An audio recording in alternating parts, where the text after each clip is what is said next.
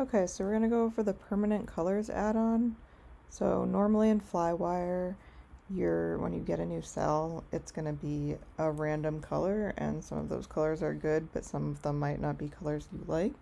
So this tool is going to allow you to pick a permanent color that every new cell that you get will be that color. And so that you know that you're always getting a color that works well for you. And there's 4 different options, which you can see up here in the dock. If you left click on one of them, you can change the color to anything you want. And to change this cell color to one of these, first I'm going to center my axes in the middle of the cell, and then I'm going to right click on one of these colors.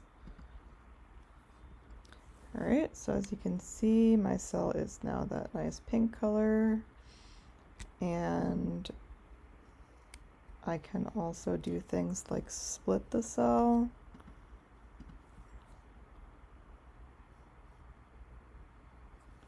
And as you can see, one of the segments from that split retains the original color, which is pretty nice. Let's refresh. And then if I merge the segments back together, it also still retains that color, that favorite color. And when I click Get Cell to Proofread to get a new cell, as you can see, the new cell comes in the color that I've chosen as well.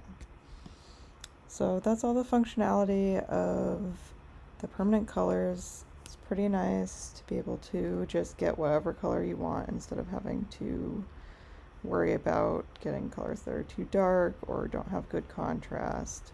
You can just pick whatever you like, and there you go.